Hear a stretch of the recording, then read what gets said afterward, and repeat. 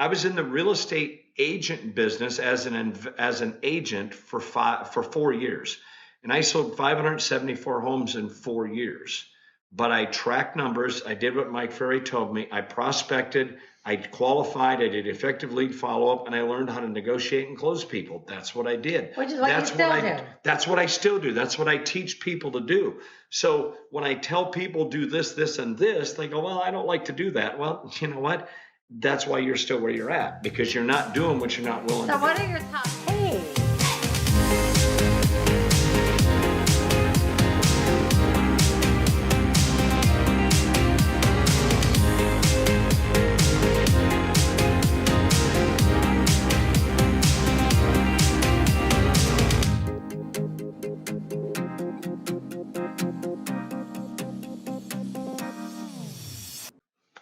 Hey everybody, welcome to the most wonderful real estate podcast ever. By a show of hands, how many of you make less money than you think that you're worth? Well, I can certainly relate to that. In fact, I was fired from Denny's. So how does a broke single mom who is fired from Denny's become one of the country's top real estate investors? Well, stick around and I'm going to show you how I did it. I'm interviewing today. We're having Inside the Minds of Today's Millionaires, and I'm interviewing my husband, Bill Twyford from the InvestorsEdgeUniversity. Oh, yeah. So this should be fun because he's a super wild card. Oh, so I don't know what is going to happen today. And we've never done this. No, I've never interviewed him on my podcast. I'm super excited. He does teach on Saturdays when I can get him roped in. He does the investing on the go. But as you know, those haven't been there for like the last 2 months because, well, you know. Stick around till the end. I've got 5 free gifts. So I want you to stay to the end. And I am Dwan Twyford, America's most sought after real estate investor. And I am just so excited that you're here with us today. Our motto here at Dwanderful is people before profits. So if that's something that resonates with you, you're at the right place. This is the right time. This is your time. And you're going to have a great session today because you're going to learn a lot. Now, every week, we like to start off just having drinks with Dwan. And we just, basically, before we have the drink, we just... see, I got to... We just take a breath. And we just check in. Like, how was your week? My week was great. I came from -16 down to 80. Which was good. I came from Iowa. You got to hang out with me. To hang out with you, to go to the doctor, and to do Valentine's Day to our wedding anniversary, yeah. 19 years. I know. What do you call yourself? The most sought after real estate investor? And you were saying America's most sought after real estate investor. That's right. Somebody asked me that the other day, and I couldn't answer the question. And so with our drinks with Dwan, we're going to have tea. So cheers. Tea. It's really hot though. Like I just made this tea. Now you guys see me have tea quite a bit. This is our live enzyme tea. So we both have the live enzymes, and we take supplements, and we do all kinds of great things to really take care of ourselves because, you know. Well, you got to have energy. You got to have energy. You have energy to do any type of work. I don't care what type of work you're doing. If you're just on the computer all day, working behind a desk, it takes mental energy to do that. Mm-hmm. Right? Yep. So is this what you do? Just sit and talk? So I'm just going to ask you a bunch of real super random questions. Because I got to tell you, you know me. I haven't sat down and watched any of your podcasts yet. And you're on what? Number what? How many? I'm in the top tier of the podcast in the entire country. Well, I know, but I mean, you've done like 150 or so, right? I'm on number, rounding up around 150. And I haven't watched one. So...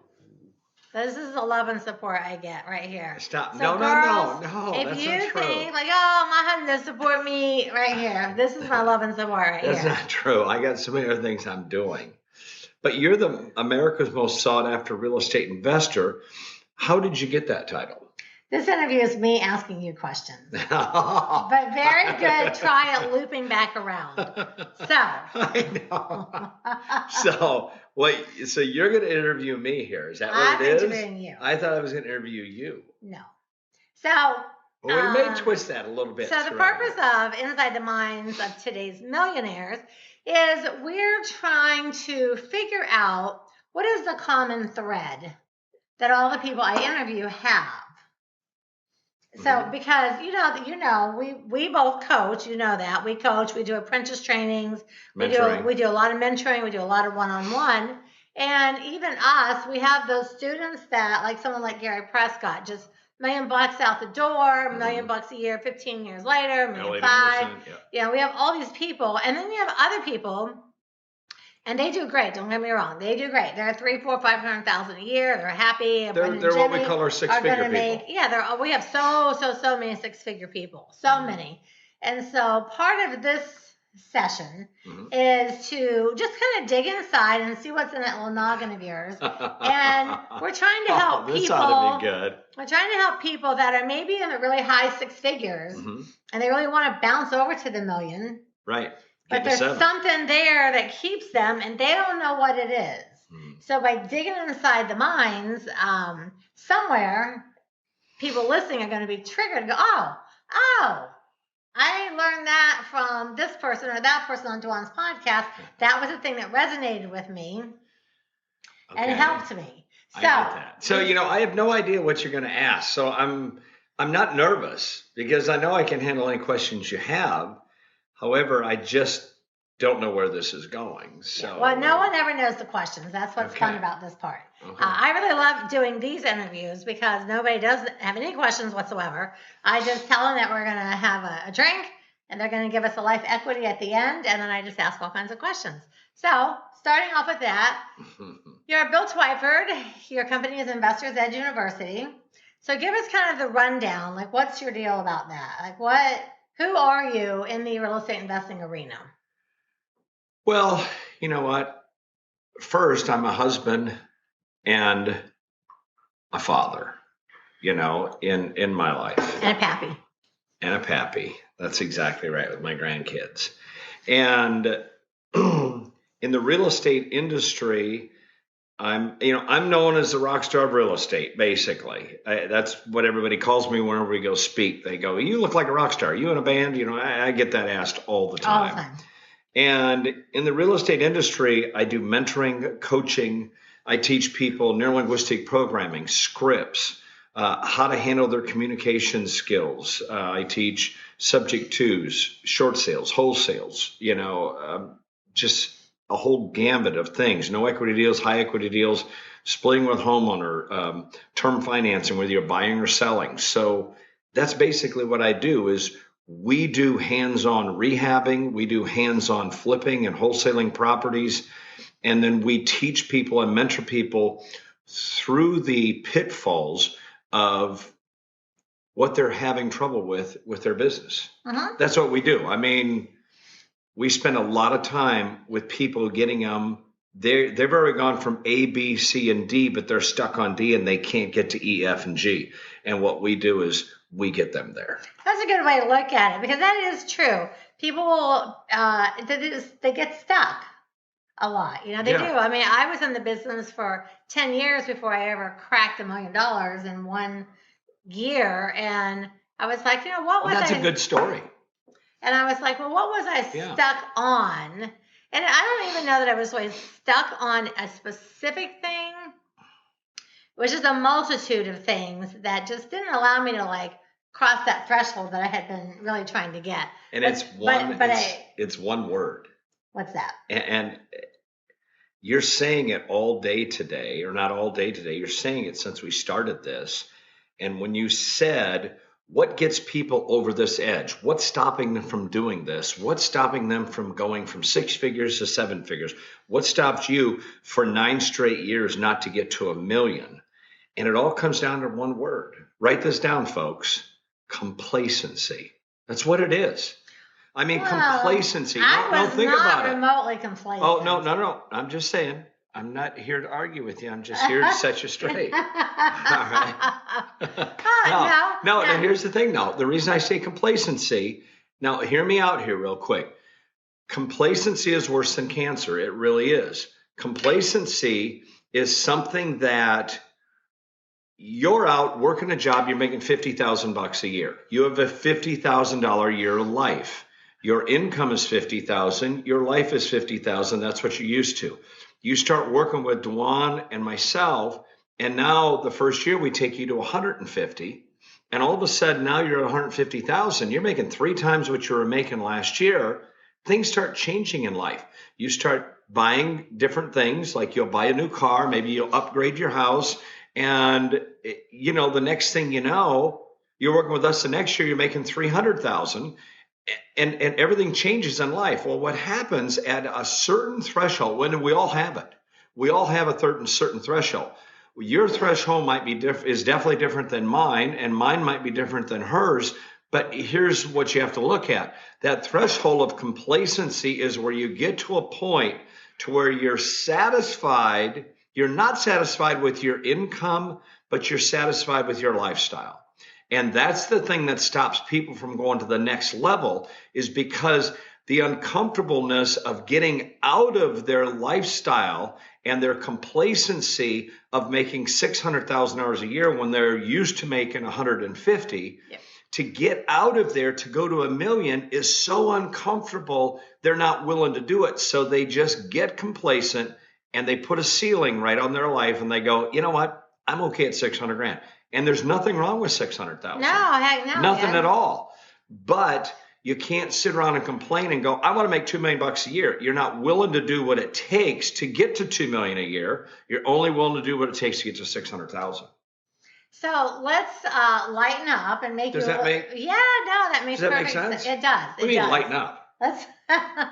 This is not a training session. No. You asked me, and I gave you an answer. I don't understand. Oh, you're so funny. He's always in the training mode, no matter what this man does. Oh, no. He cannot ever get himself out of training mode. Okay, let's take a deep breath, and then we're going to relax.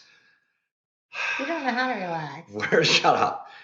We're out of training mode.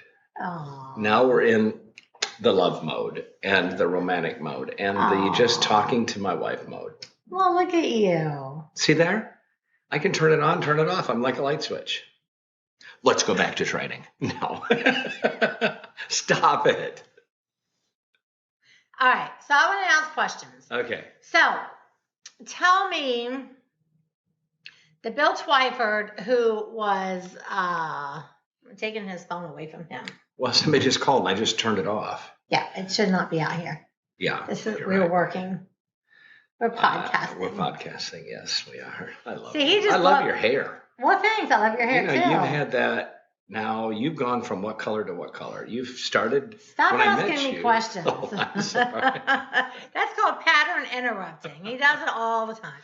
Oh, I don't. It's just part of my life. I am used to it. Okay, questions. I'm in the love mode. Okay, so you are very successful. You are very hardworking.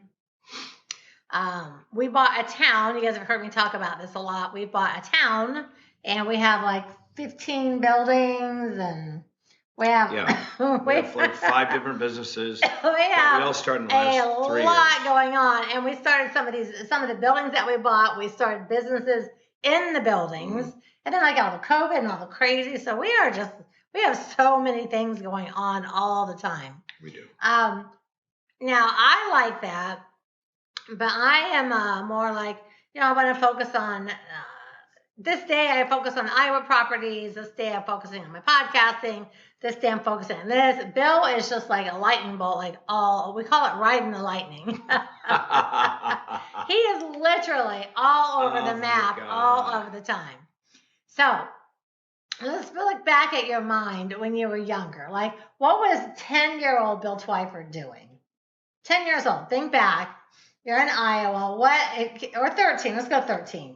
What was 13? Like, what was the 13-year-old Bill Twyford thinking about and doing? And where was your mind at when you were a teenager? Well, the 10-year-old Bill Twyford was in debt about $200 to his dad. And you don't know all this stuff. At 10 years old? So I don't even know. I don't know where these questions are going, so I'm just answering. The 10-year-old Bill Twyford was about $200 in debt with his dad because I had bought a motorcycle when I was 9, and my dad paid for it, but he said that I had to pay him back. So I had this little black book, and I would work for 50 cents an hour. Aww. And I would work after school hours, and I'd work Saturdays and Sundays. And honestly, I'd work probably 3 Sundays out of the month, 2 Sundays out of the month for sure, but every Saturday, because Saturdays I can put 12 hours and make $6. So I would always write down my hours minus the $6 because I worked the Saturday. Now I'm down to 194. And my whole goal was to get down to zero. Aww. So my whole goal was to get out of debt at 10 years old. Now, I didn't get out of debt though until I was 11. But then when I got out of debt, we had a big party at my house with my friends from school who had some dirt bikes that their parents had bought for them. Right. And so we had a dirt bike party at my house. I was 11 years old. And we had a racetrack. We had a drag racing strip. We had a figure eight track. We had our own baseball stadium called Human Stadium. I've heard those stories. Yeah, no, I mean, my parents said 2 acres. Then there was 2 acres next to them that was vacant, and 2 acres next to them that was vacant. And the 2 acres next to them was my cousin Bobby. And my mom's sister lived there with her family. So we basically had 2, 4, 6, we had 8 acres that we could do anything we want with. Because the people that owned the land in between, they didn't do anything with it. We mowed the grass and everything for them as long as we could play on it. So we built a stadium on one, a baseball stadium, and we built a drag racing track. Plus we bought a round circular track we built and a figure eight track for our dirt bikes. So I have all these kids out there with their dirt bikes and we're racing around and doing all this stuff. I wipe out, mess up my motor, my mini bike, and it cost me like $60 to fix it. Oh. And I was like, I just got out of debt. And I thought, no, I'm $60. That's like 110, 120 hours of work. But my dad says, ask your dad for a raise. Yeah, well, back then that's what you made, 50 cents an hour. I mean, you were talking 1968. Yeah. No, I remember. So the 13-year-old Bill Twyford had graduated up to more debt and bigger dirt bikes. So basically the same thing as now, except we bought like $2 million worth of buildings. Yeah, basically. So just more zeros. Just more zeros. Okay. More zeros and bigger stuff. And when do you think those will be paid off? Well, we're working on that right now, trying to get all that squared away, aren't we? We are. We paid cash for some of the buildings. We did some really super creative financing. Some owner financing. We got some real sweet deals. Oh man, I mean, some just so little old ladies wanted to leave Iowa and just no money down deals, just send them in payments like was too good to pass up. Owner finance for 10 years. All right, so as a kid, you're like dirt biking. Oh man. And you're making money. I can imagine where this is going. No, I'm just trying to get what's in your head, because one of the common threads of all the people that I interview, almost everybody between 10, 11, 12, and 13, everyone started working. Well, that's one thing. Every single person that I interviewed was like, oh gosh, by 13 I had a job, whether it was $1 an hour, 50 cents an hour. Yeah. Everybody was depending working. on how old they were, depending on how old they were, between how old they are 10 now. and 13, every single person. Marshall was working too? Yeah, Marshall was working at Frank, 10, Frank, 10, Crispy, all of them. Chris, all of them, Every single person. So far, 100% across the board, everybody was making money and thinking about money by the time they were 10 or 11. Well, it's funny. Like every single person so far. Now, granted, I'm sure I'm going to interview some people. They're like, oh, we had money growing up. I didn't do anything until I was 30, and that's going to be fine too. Yeah. But so far, everyone was working on earning some kind of money. Even like with my family, we lived on 10 acres. Mm-hmm. And my parents... No dirt bikes. No, I had horses. And then I had a pony named Jenny. Mm-hmm. And my cousins lived with us for a little while. And we would go at 12, 13 years old, we would set up a fruit stand up on the highway there, 571. My dad would put all 4 of us, me and my sister and my 2 cousins, put us all up on the highway with a big table, and people would stop off the side of the road and buy corn and green beans, and we went and picked watermelons and cantaloupe, and And then they would give us like half the money for working all day. Well, picking and working. How much did you make? Well, I don't You're know. like pulling some bucks. I'm making 50 cents an hour. Wait. And I give my dad like 70 minutes out of every hour. Okay. But we had to go pick all the vegetables, set up the fruit stand. We'd get like half. Our parents would keep half. But the thing is, my parents were always trying to make extra money. And so as kids, I wanted to start buying 45s. And I wanted to start David buying Cassidy things. posters. Oh, yeah. Donnie my dad Osmond was like, well, you got to work for that. I was like, Yeah. okay. So with Randy and Tina, so we would sell stuff on the side of the road like a little fruit stand. So when I was like 12, 13, I was doing that already too. Yeah. So because, the things good. I wanted to buy, my dad worked. It was back in the day when you're, one parent worked, my mom stayed home and, Well, they did. My dad worked. My mom stayed home with the kids, which I'm telling you what, you couldn't pay me enough to stay home with the kids and raise kids. I wouldn't want that to any job. of the mothers that No, I mean, you got to give it up to the mothers. You got to give it up to the mothers that do that. I mean, that's a job. Yeah, it is. I mean, I had the grandkids for 1 12-hour day when you guys all went skiing. I said, I'll take the grandkids. Well, the grandkids are great under me because Paps doesn't play. But the thing of it is, little Benny's 18 months, and he's still in the relentless mode. He wants what he wants when he wants it. So we haven't taught him to be good yet. He's still relentless. Because all kids are that way. They're relentless when they're under 2 because they will tell you when they're hungry. They will tell you what they want. And if you don't get it for them, they throw a fit. Oh, yeah, they do. Yep, they absolutely do. That's so funny. The kids are like that. So I like the 10 to 13-year-old thing. That's kind of cool. Yeah, it's. I didn't realize that after I had interviewed a bunch of people, and I thought, kind of everybody was already interested in making money. I've got some interviews coming up with people that didn't, and they didn't start till later and things like that. But it is a common thread is people were interested in actually working very young. Like our children, when we got married, the kids were 11, 13, and 15. And, they're wanting those Zen things before they had the iPads.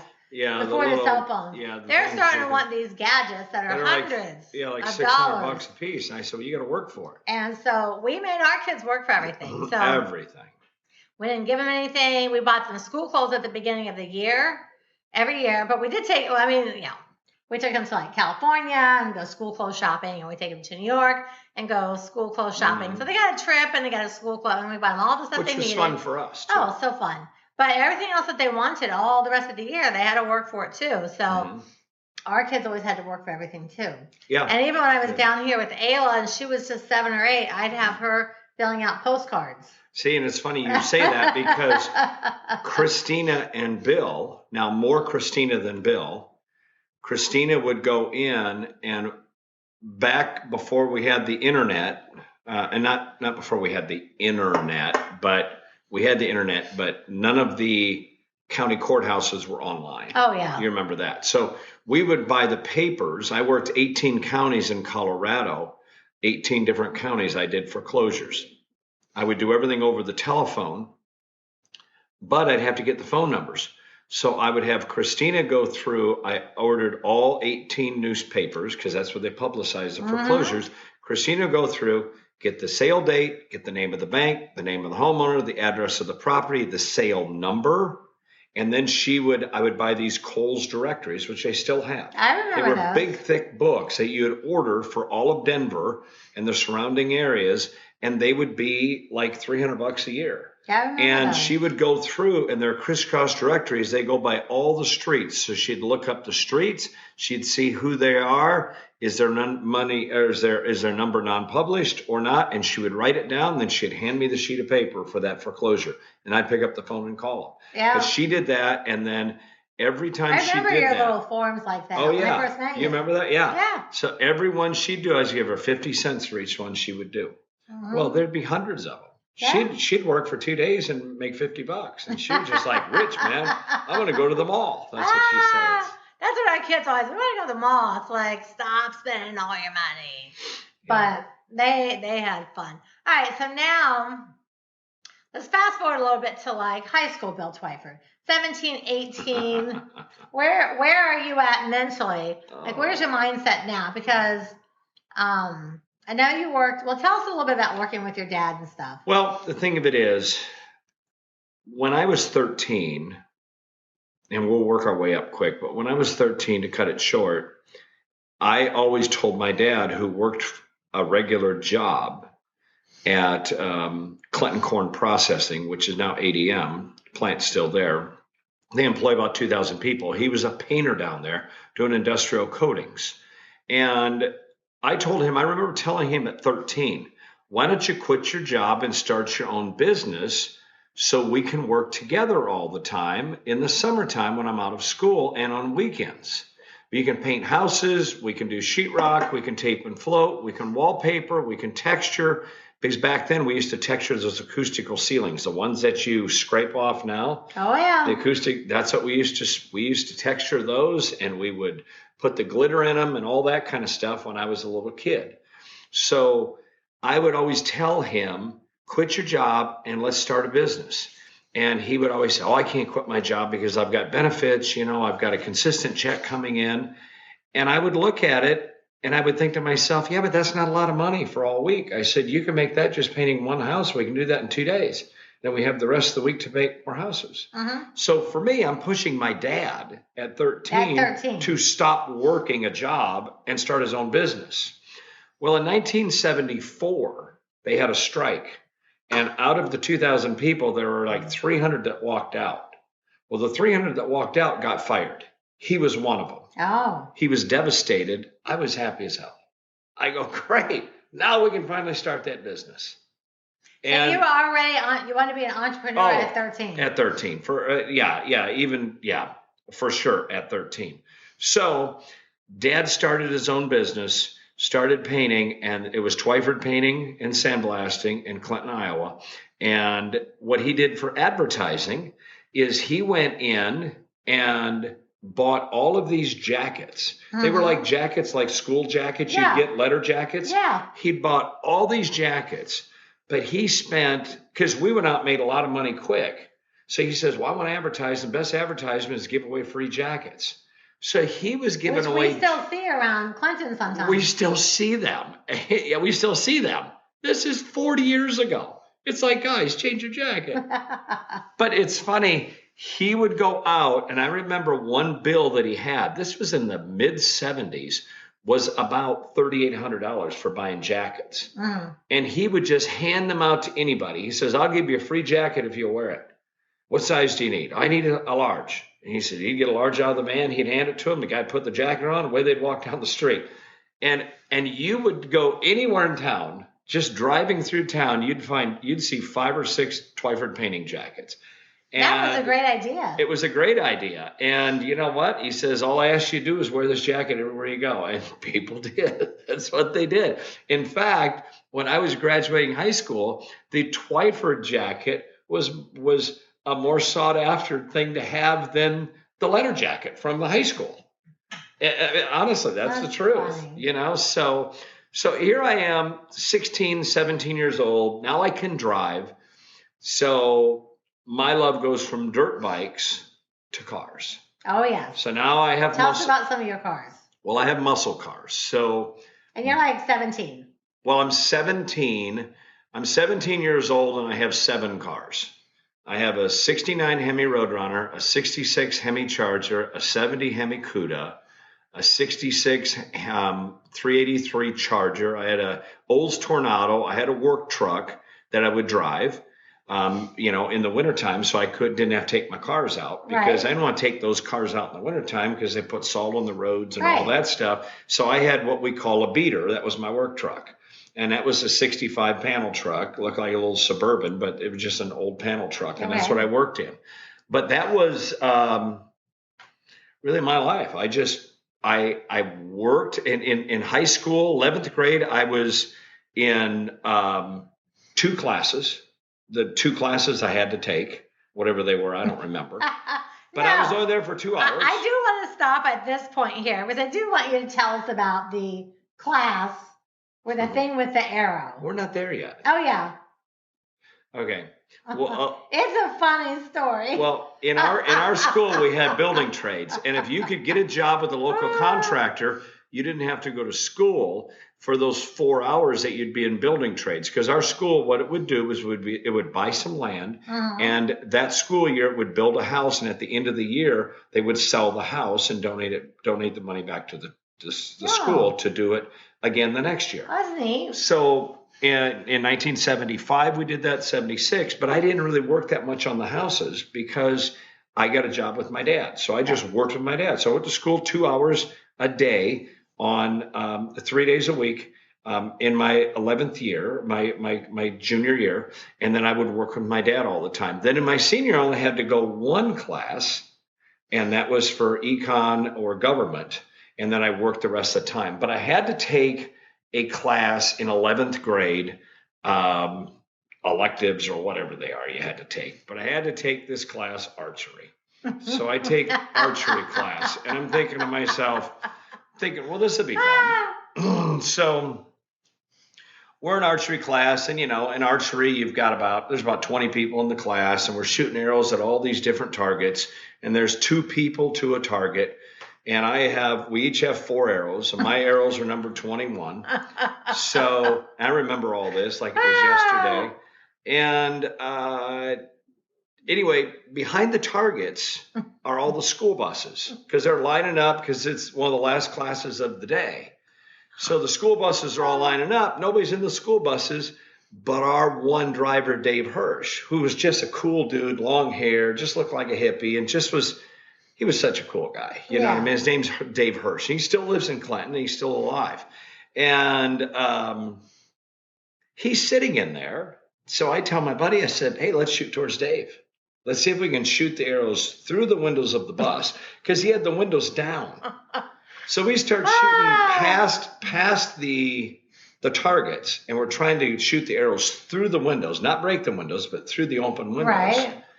Well, then Dave looks at us. He knows it's us. So he shuts his door because he's like, okay, these guys are going to shoot me. Get shot. Yeah. So I just ring that thing back, pull it, and away it goes. And we're supposed to go find our arrows. Well, I can't find all my arrows. I'm missing one.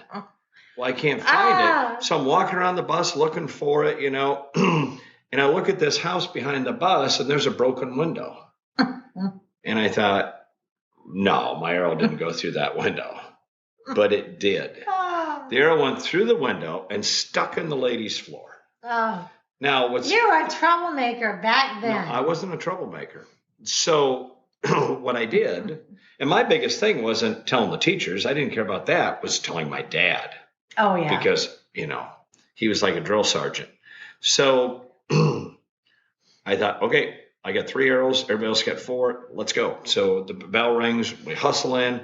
As we're going in, Mr. Bump comes out, Dennis Bump. He comes out, bald-headed guy. He goes, hey, you guys in archery? Yep, we got a problem. He said, somebody's shooting arrows out there, and one went into a lady's house. How many arrows everybody got? Who's got 4 arrows? Everybody raises their hand but me. I thought, well, I've got 3. I can't find one. He goes, well, it's obviously you then.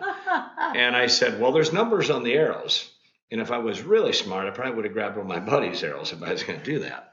But I didn't do that. So that was my arrow that went through the thing. I'm telling the story like 3 or 4 years later at a job site.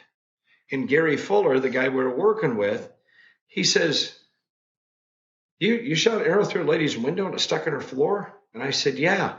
And he's just laughing. He goes, my secretary was telling me a couple of years ago that she's listening to the radio, and this lady starts screaming on the radio saying somebody's shooting her with arrows. An arrow just came through her floor or through her window and stuck in her floor. And the thing is, she was given recipes on KROS radio. And she was on the phone with the radio station giving a recipe when the arrow hit the window and went into the floor. She goes, oh, somebody's shooting at me. They're shooting arrows at me. And she hung up. And he goes, that was weird. He goes, now it makes sense. So I find the end of the story is ladies on the radio giving a recipe, and I'm shooting an arrow through her window. Oh. So I got kicked out of archery, which I thought was a damn good shot. And what did you have to take? Well, they told me I can take girls basketball or social dancing. And I said, well, in girls basketball, do I get to go into the girls locker room? They said, no. And you can't take girls basketball. So I don't know why I haven't offered that to you. So you have to take social dancing. I'm like, social dancing? Who wants to do social dancing? So all my buddies would come by when I was social dancing. They're laughing at me, thinking it's funny, and going like, "Hey, man, social dancing with the arrow." So you were the Twyford tornado. I call him the Twyford tornado. You call me the hurricane because here's the thing. You know how a hurricane around the eye of the storm, it's always calm. Everywhere I go, it's always calm where I go because I just don't let anything bother me. But I guess the people around me are in the wall. Yes. That's what you said. The hurricane has, as most of us know, I assume, the eye of the hurricane is very calm, but the wind around it is spitting off tornadoes and lightning and rain. And I always tell Bill, I said, you're like that, literally the eye of a hurricane. Everywhere you go, you're fine, and all around you is all this crazy chaos. It's like Will. Will says, our son, he goes, I'm just up against the wall and I can't move. I'm just going in circles. He goes, that's called riding the lightning. It is. I tell you, this man is a hot mess. I'm not even joking. Oh, my God. And you know what's funny, though? You did tell me when you interviewed Frank McKinney, you said, Frank came in and said, okay, I've got an hour. Here's what we got. Here's what we're doing. And you're like, you sound just like my husband. Everything is just right here. Let's go. That's it. That's all right, though. Oh, my God. That's all right. Keep showing task with everything. All right, so now let's fast forward a few years because you're painting, and I know that you moved to Houston. Yeah. To have your own start my own business. Yes, I moved to Houston because. So how old were you then? I knew as a kid I wanted to start my own business. So what I did was I even told my dad when I was 16, 17, I said, someday I want my own business. He said, well, you can have this one. And I said, no, I don't want this one. I don't want to live in Iowa the rest of my life. I want to live, somewhere where I can work year round outside. And I just want to start my own business. So at 23, I moved from Colorado to Houston. And Houston was where I could work year round. I went to a corrosion control school in Philadelphia, Pennsylvania at the DuPont company. And I met a guy named Gary Festerman from Dixie Chemical. He said, if you're really serious about moving to Houston, he goes, you sound like you've got a lot of knowledge at 23 years old. He said, I'll give you a shot on some of our tanks. And I said, nope, I'll definitely do that. So I met him in May of 81 or 82. And I moved, of 81, and I moved there in June of 82. So I left my hometown of Clinton, Iowa, and I moved to Houston. Now I'm leaving Clinton, who has 25,000 people, and I go to a town that's got 3 million. Big difference. That was a big jump. That really took a lot of guts to just move your family and just move to a new state and start a business from scratch. Well, it was myself and my former wife. That's it. Yeah. So we moved down there. We didn't hardly have any money because I had to buy business insurance. I had to buy some paint sprayers. I had to buy just stuff that I needed. So we really didn't have a lot of money. My house payment in Iowa, I bought my first house at 18. My house payment was $200 a month. And when I moved to Houston, I bought a real nice property on 4 acres, and my house payment was $1,920 a month. So I went from $200 a month to $1,920 a month because debt is a great motivator. Debt will get you it will get you out of bed in the morning. It will get you out of bed in the morning. It will. So now let's move forward. How does real estate investing fit in? So you work with your dad. You're in trouble in high school. I wasn't in trouble in high school. I wasn't even there long enough to get in trouble. Social dancing. Well, you read some of my report cards, and those teachers. All of Bill's report cards. Those teachers are liars. Bill Twyford talks too much, disrupts the class, can't keep his hands to himself. He's always turning around and talking to other people. I got paddled in 8th grade by Mrs. Bishop. Oh, my God. That was because I was turning around talking to Craig White. And the teacher says, Mr. Twyford. I said, yes. She goes, turn around. I said, okay. So I turned around. I kept talking to Craig. And I get the paddle for that. I did exactly what she told me to do. Always causing trouble. No, not really. Always causing trouble. I love you too, baby. All right, so now let's talk about real estate investing. Am I the first man you kissed on the podcast? So far. So far. You are going to get it. Podcast ain't over yet. All right. So you've basically been working 10, 11, 12. So you've worked your entire adult life. You started your own business. And then now you decide to get into the real estate investing I'm 30. into real estate. Yeah. So what age were you when real estate became like, hey, this is the thing? Well, I started buying rentals. I got interested in real estate investing when I was about 27 or 28. Okay. So I bought a couple rentals. I went to a couple seminars. Why do you stop me from moving my hands? Because when you touch the table, it shakes the microphone. Oh, sorry. Okay. Right. That shakes the microphone. Okay, I get it now. I get it now. I'm like, because I talk with my hands. Yeah, so you're I got one hand around you. Oh, battery's running low. Hang on a minute. Don't touch it. I won't touch anything. You just keep talking. You plugged in. Okay. So my whole thing, check your battery plug in right there. So my whole thing is, why is your battery running low? That was it. There it goes. That's all it was. Okay, good. That's why these are fun and alive. You never know what's going to happen. Yeah, so I started loving real estate. So I went to a couple seminars. I went to some Mike and Irene Milan. Yeah, I remember them on TV. They were lease option people, yeah. So I went to this seminar, and they had like 5 different speakers. The same kind of seminars we do now. Mm-hmm. 5 different speakers. So what do? I buy every program. And I still have the program. Yeah. I spent like $2,000. Came home. My wife had a fit. And I was just like, listen, I'm going to get into real estate down the road. I want to buy rentals. This is just what I want to do. Well, that's just get rich quick stuff. And I said, well, whatever you think it is. So I've had, negative spouses in the past. Oh, yeah. I tell people all the time, hey, you can't let you just got to blow through the naysayers in your life hold you down, because they will hold you down. Through it. Yeah. So my whole thing is I started working with that. I bought my first house. I bought subject to from Tom Pike. He didn't have the money to make up the back payments. I did. So we did that, and I gave him a $1,000 fee for doing it. And we structured the whole deal, took it over, and then I moved my mom and my brother and sister in there because my dad had come down with cancer in 1989. I would have been, 31 or so at the time, and pancreas cancer. He passed away then. So I moved the rest of my family who had moved to Colorado. I moved them back to Houston.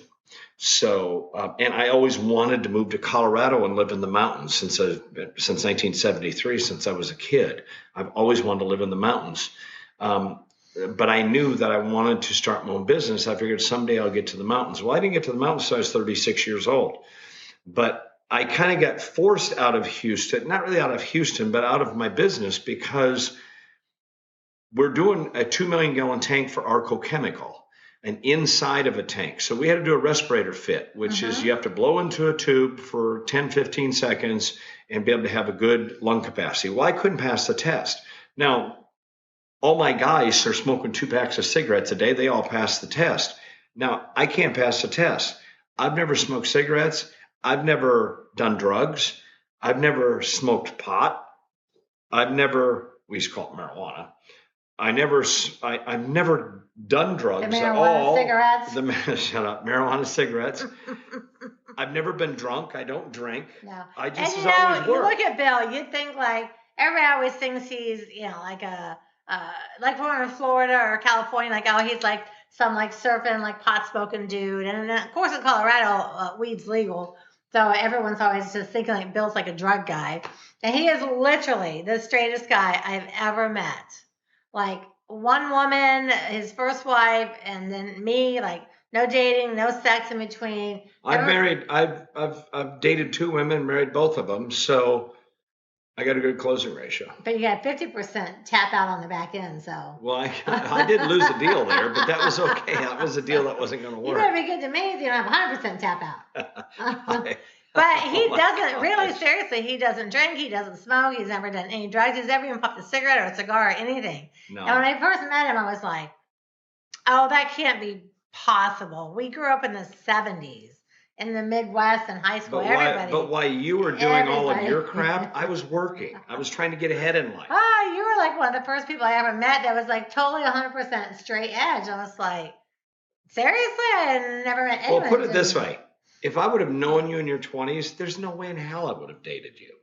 Oh, no, I was There's all no about way. disco, cocaine, champagne. There's no way. Yeah, there's you no would have been way. way too straight for me. Champagne, drugs, there's no way. Yeah, I would have put you on the outs and go, no, druggie, no. That's good. And I would have been like, And you would have thought, too straight. Too I straight. would have thought, okay. No fun. And then look at us all being together 19 years now. I know it. God brought us together when the timing was right. Yes, he did. So, but I'm still a little bit of a partier, and he's still straight. I am a major partier.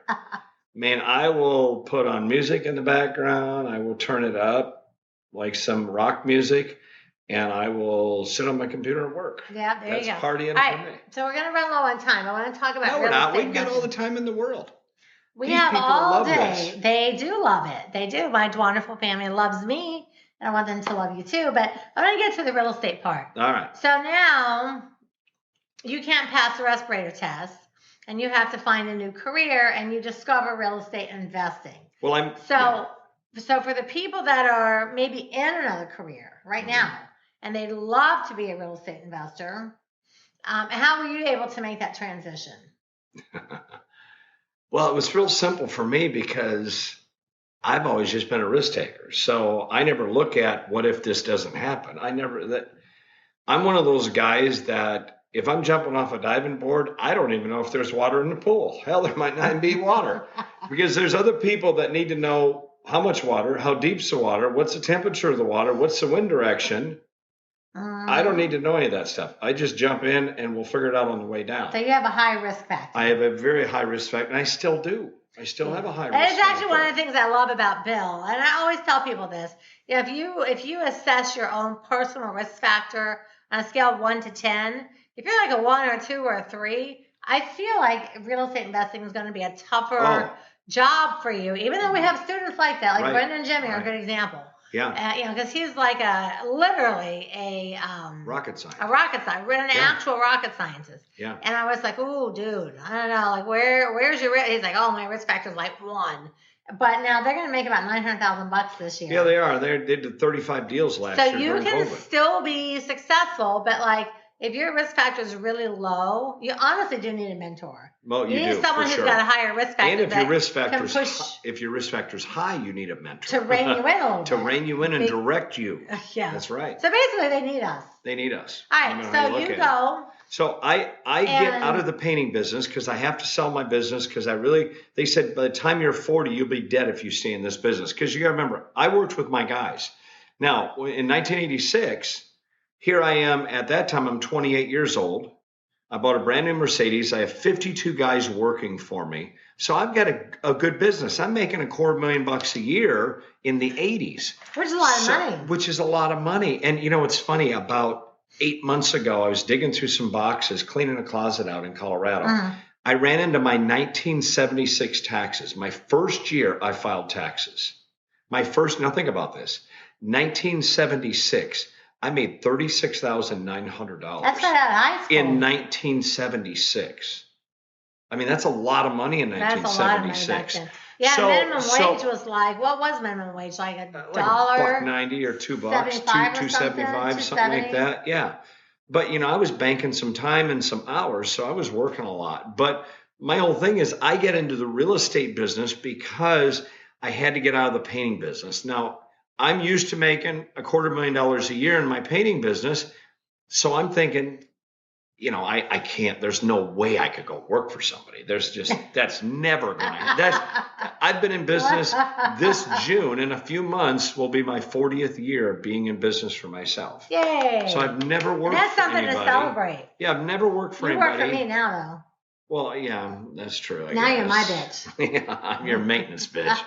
So I've never worked for anybody other than my dad when I was a kid, and I've been in business since I've been 23 years old, and now I'll be 63 next month. So I'll be in business for 40 years. But here's the thing: I had to get out of the painting business, so I moved to Colorado. I have about $300,000 cash, and I'm just like, what am I going to do? I don't know what else to do but paint. That's all I know. Right. I can paint, wallpaper, drywall, do tape floating, texturing, all that kind of stuff. But I don't know what else to do. So I walk into a real estate office and I talk to an agent sitting there watching a portable TV. He's put his feet up on the desk. And I said, I'm looking to buy some land to build a house. I figured, well, I'll build a house. That'd be good. They give me something to do for the next year. I'll build a house. So he hands me an MLS book and says the land listings are in the back. If you see something you like, let me know. I'll take it out and show it to you.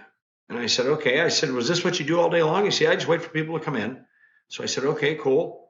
So I'm looking and I said, how many houses a year do you sell? He says, 10 or 12.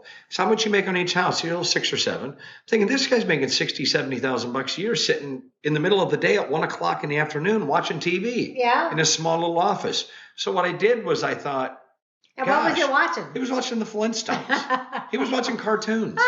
So he wasn't watching news. He was watching cartoons. So I said to him, what would happen if you sold 100 houses a year? He said, you don't want to do that. That's too much work. And I thought to myself, 100 houses a year at $6,000, that's $600,000. By the time I pay my expenses, I'll make $400,000 or $500,000. I can do this. Exactly. So I got in the real estate business. So I went in and interviewed at Coldwell Banker, and I talked to Don LeFevre, who was a broker manager in Evergreen, Colorado. And he said, why should I hire you? I said, because I'm going to be your number one agent. I'm going to call expired listings, just listed, just sold, for sale by owners. I'm going to cold call. And he says, you sound like this guy. And he handed me some Mike Ferry tapes. So I listened to these Mike Ferry tapes, cassettes. And I thought, man, this guy thinks just like I do. Yeah. So so Don LeFevre hires me. He wants to put me in an office with a window. And I'm just like, listen, dude, I said, I'm sorry, but I don't want an office with a window. And he's putting me up at the front door. And I'm just like, trust me, I know how I am. I'm loud. I talk on the phone a lot. Yeah. So I said, don't you have like a room with no windows? He said, well, we've got a closet in the back. It's about 12 by 16. But he said, there's another closet next to it that's like 12 by 10. And I said, well, if I can have that closet, if you guys can move everything out of there, I'll take the closet. There's no windows in there. I'm at the back of the building. I won't bother anybody. Yeah. He said, you want the closet? I said, well, yeah. I do. I said, because I'm going to be on the phone 6 hours a day. So he goes, okay. So they cleaned all this crap out of this closet. I moved in there with the desk, and I had 2 phones in there, my stand-up desk, and man, I was in business. And I started July 19th, 1994. And we had 42 agents in the office. By the end of July, I was the sales leader, the listing leader, the referral leader, and I got a Premier Performance Award, which nobody ever got that before, in 11 days. And that's where you put 10 deals on the board. I wasn't the closing leader because I didn't have any closings yet. But then I got the closing leader and all the other awards the next month, and I won every award in that office for 39 months in a row. I never. They were like, who is this lightning bolt that just rode into the office? So you were riding the lightning back then. Well, I was, because I have a tendency to just jump into things and just make it happen. So, so here I am, and I'm not making any friends in the office. Most of the agents in the office don't really like me, but it's okay because I'm there to, and a guy named Tupper Briggs, which was the competition. He was doing 140 deals a year, still is one of the top agents in the country. He calls me up that November and he says, hey, I want to take you to lunch. I said, okay, well, I go to lunch 1 to 2 or 12 to 1. He says, okay, meet me at Keys on the Green. So I meet him at Keys on the Green. I'm thinking, so I told my broker manager, I said, I'm going to lunch with Tupper Briggs. And he goes, well, they're trying to recruit you. I said, well, they're not going to recruit me. I said, I'm as loyal as a dog. I said, I'm not going anywhere. Oh, no, they're going to try to recruit you. I said, well, I'm not going anywhere. Don't worry about it.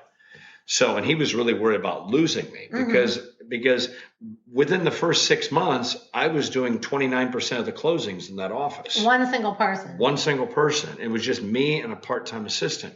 So I was making it happen. So I go sit down with Tupper Briggs, and Tupper goes, what do you do to get your business?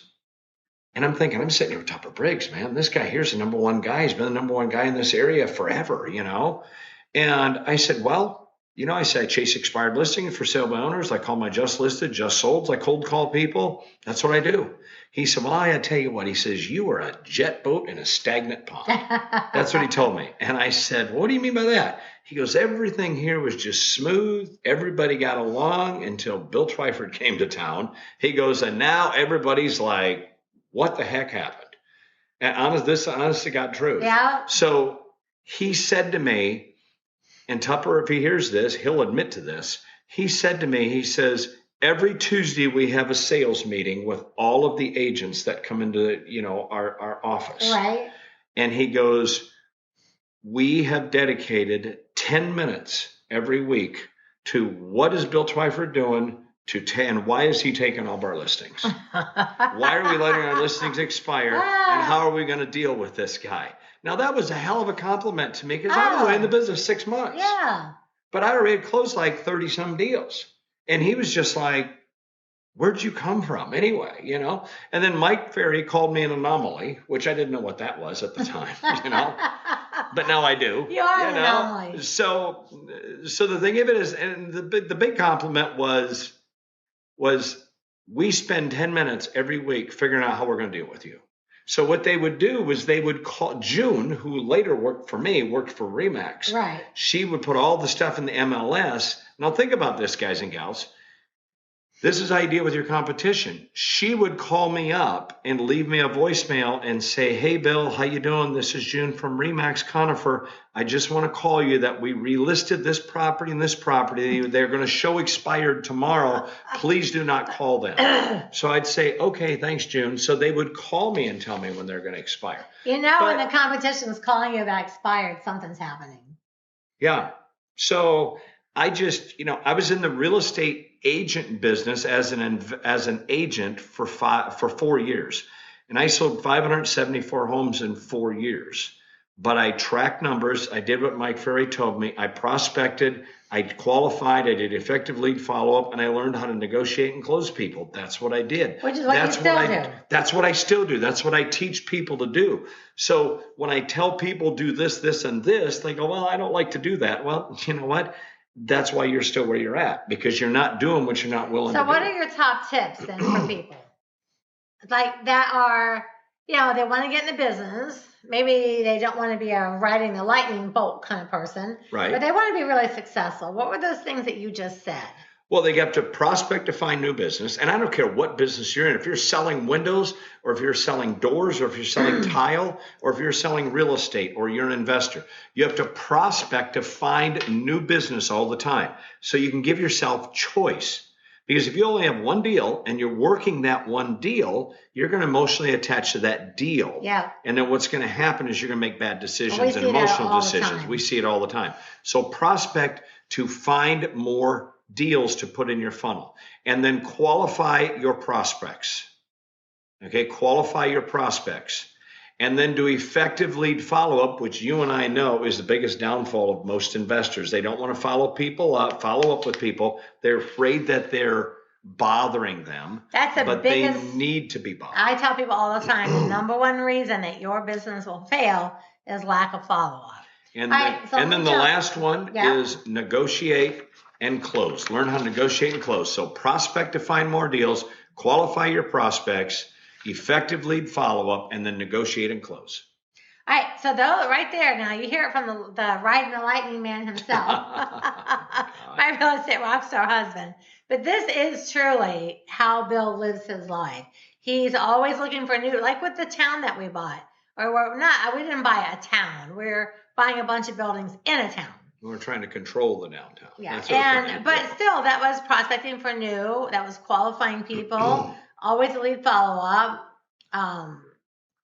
Negotiating, closing. But all the deals. How many deals have you done in total at this point in your life? 1,091. Okay, so 1,091 deals is nothing to sneeze at. Now, I ask you a couple of random questions. What's your favorite food? Indian food. Oh. Chicken tikka masala, medium plus. What's your favorite music? Well, I like classic rock, but like my favorite group. Yeah.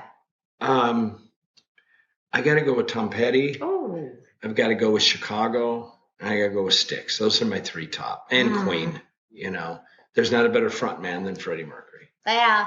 Freddie Mercury is hard to beat, man. Yeah. So if you are interested in being inside the mind of this millionaire, you are going to be having Indian food, listen to Tom Petty, closing 1,000 deals, listen to a little Chicago, a little bit of Styx, a little bit of Queen. Yeah. You're not going to be complacent. So Bill Twyford this is true. He does not have a complacent bone in his entire body. We've been down here in Florida for 2 weeks. I'm like, just sit outside with me for like 10 minutes. And literally, he just starts tapping his fingers. He's like, well, no. Now what? Hey, you have your side. I have the truth. That is not Have you laid out with me for more than 10 minutes? No, I haven't even hardly gone outside. Exactly. There you go. Well, I went outside to fix the light because that was the job. I did. You had a light. A man without an assignment. Well, I tell people all the time because I'm always giving Bill tasks, and people are like, why do you always have to give him stuff to do? I said, because I have learned after 20 years of being with this man, if he doesn't have like a daily task to keep him going on something, he's extremely bored and he's really unhappy. And the way to keep him happy is to give him things to do.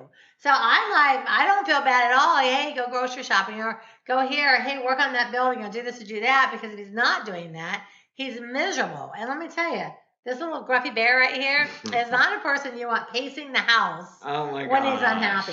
You had surgery last year and you wouldn't even let me come down here to take care of you. No, they all know all about that. They've heard all about it. You told them about all that? Yeah, of course. They said. Really? You told them about that you didn't want me down here because it was too noisy? I did. Really? I did. Gosh. What is she telling you? This is my Dwanderful family. Oh my gosh. I said, the doctor said I had to have 3 weeks of total peace and quiet. And then he was the very last person I thought of. I was like, Bill, for 3 weeks of peace and quiet? That'll drive him crazy. It don't drive me crazy. I'm supposed to be relaxing after surgery. He's not that guy. He's that guy for a lot of things, but he's not that guy. All right, so. Quick story for you finish. All right. I buy a building in Iowa. I walk into this bar, which I don't go into bars. My dad used to always tell me, you'll never find anybody worth a darn if you're looking to date somebody in a bar. So I never went into bars.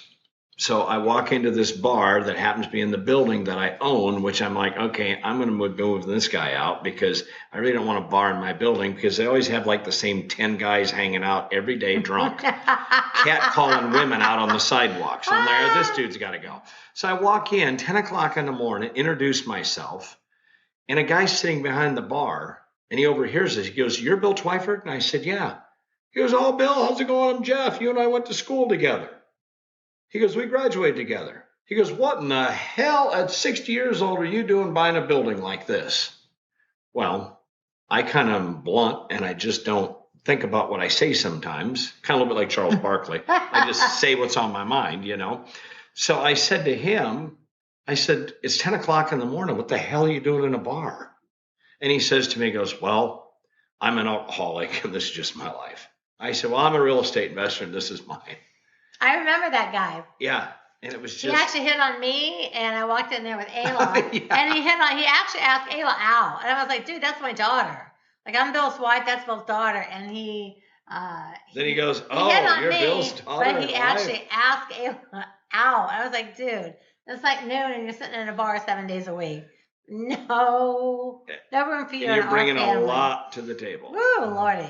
All right, so at the end of every show, I like to give an assignment of a life equity. And you know, the 5 life equities are financial, spiritual, physical, mental, and family. Mm-hmm. So I want you to honor us by giving us the life equity assignment of the week.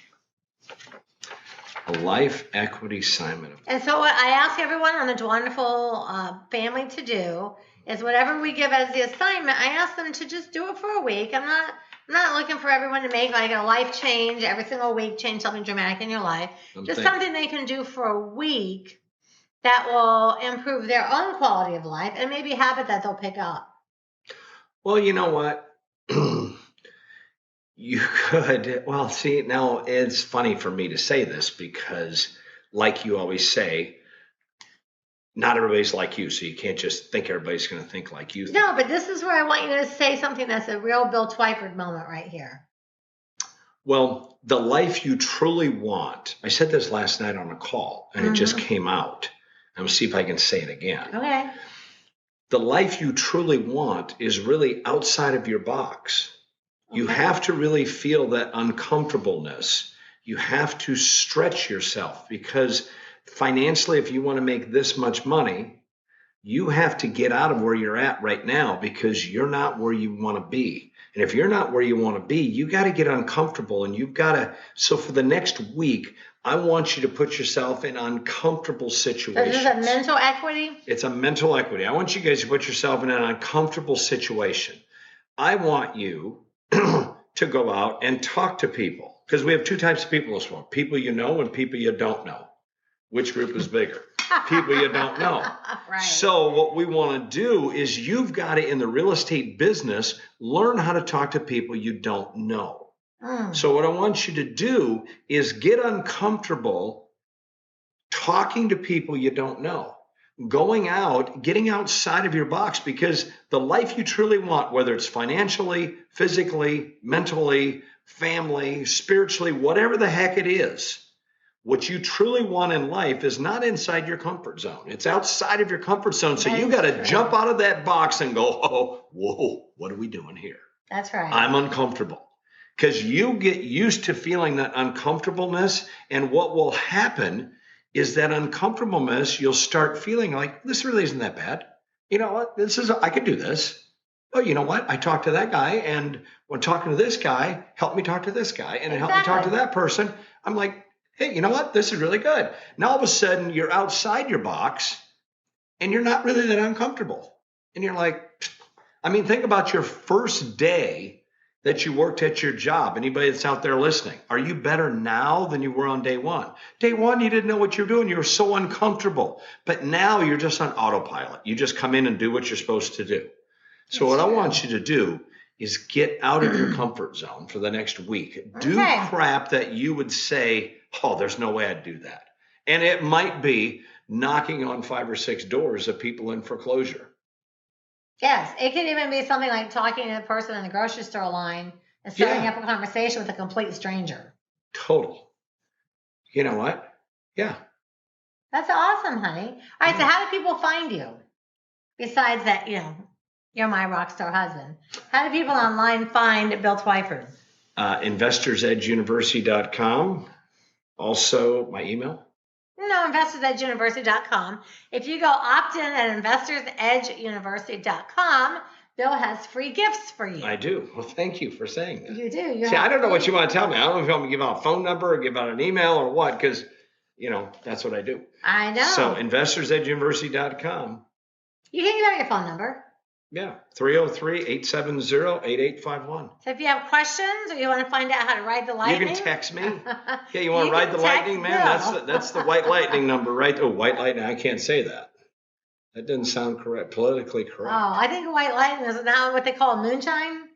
I think it is. I don't even know. You can't say anything these days because everybody gets offended by something. That's why I always just tell people, like, listen, if you don't like what I say over here, honestly, just go someplace else. That's right. I cannot be trying to control every word.